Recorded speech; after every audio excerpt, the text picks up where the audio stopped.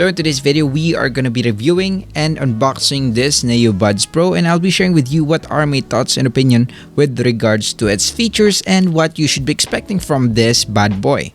This video is sponsored by cdkeyoffers.com, where you could buy legit software, games, and license keys. Just go ahead and search for the games or software you're looking for, hit the buy now button, and simply enter the coupon code DUDE20 to save up to 20% from your purchase. After paying, you will now immediately receive the key on your account and be able to activate your software or license key.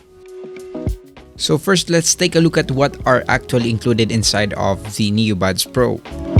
So my first impressions with the unboxing experience of the NeoBuds Pro is that halata ko hindi tinipid yung packaging nitong NeoBuds Pro, as you can see with the sophistication and detail that was put onto the packaging of the NeoBuds Pro. So aside from the packaging experience, here are the stuff that you'll be getting straight out of the NeoBuds Pro.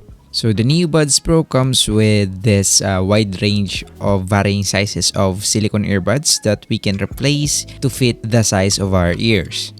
Next, aside from the silicone earbuds, you will also immediately be able to see itong kanyang charging case or yung charging case ng ating wireless earbuds.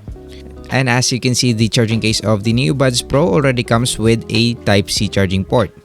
So sa loob naman itong charging case niya comes with the two TWS earbuds, both the left and right TWS earbuds of the NeoBuds Pro. So kung mapapansin nyo rin, it also comes with a LED indicator on the front part of the charging case that shows us an indication of the current state of our charging case. So balik muna natin to dun sa box niya. So aside from that, ano pa kayang kasama?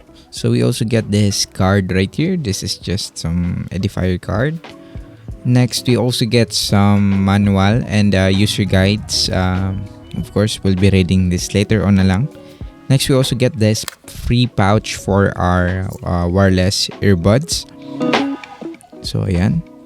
And also, of course, some Type-C USB connector. So upon using the NeoBuds Pro for a week or two, here are my thoughts about this wireless headset. So first, the build quality is for me slick and hindi tinipid yung material na ginamit dito sa actual na earbuds niya, as well as onto the charging case. You can notice every little details put onto the design of the wireless earbuds, such as itong glossy texture on the side panel of the earbuds. Combining it with a matte black on the other parts of the actual earbuds gives it a distinguished look. One thing that best separates this with ordinary wireless earbuds or TWS earbuds is that it has the ability to control the earbuds through the Edifier Connect app. Basically, on the app, you can see the current battery state of each individual earbuds, control the modes of the wireless earbuds, namely meron rin itong high noise cancellation, low noise cancellation, ambience mode, and of course, the normal mode. So aside from that, I also like that you can change the control functions of each individual earbuds. Ibig sabihin, you can change kung ano yung functionalities or action that will be performed kapag tinap nyo yung left earbuds twice, or let's say, gusto natin siya palitan from volume up to play or pause or game mode, etc. Unfortunately, something that I feel is lacking is the ability to do a function using a single tap. Siguro they opted to remove functionalities for a single tap actions on the earbuds to reduce unwanted or accidental actions being executed. But for me, much better na merong single tap function, since also the sensitivity of the touch controls can also be actually adjusted using the app, which is another plus. Another good thing about this earbuds is that you can actually tune it the way you want it to sound.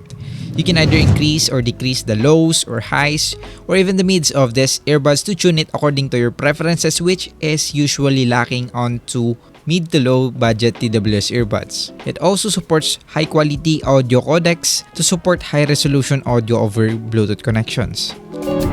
Isa sa mga common features amongst wireless earbuds is the game mode feature. This is very crucial, especially if you would like to reduce the latency as much as possible. TWS earbuds or the NeoBuds Pro also supports this kind of feature. So again, it reduces yung latency kapag naglalaro kayo to ensure that you get the game audio feedback with little latency as much as possible. However, what I noticed is that turning on the game mode or the high active noise cancellation significantly reduces the battery life to around 5 to 6 hours depending on, of course, on the volume of your earbuds. So overall, based on my so far experience, the NeoBuds Pro is for me one of the most feature-rich wireless earbuds available out there that maintains a balance on both the build and audio quality while staying feature-rich. The active noise cancellation of this earbuds performs also decently well and really keeps you from distractions. And again, you have a lot of options to choose from when using the ANC of this wireless earbuds. So thanks for watching. Hopefully I was able to give you insights with regards to the Edifier NeoBuds Pro. Let me know what are your thoughts and opinion with regards to this wireless earbuds, or if you have any questions, feel free to leave them down below. Again, it's your Tech Edit here. See you in my next tech videos.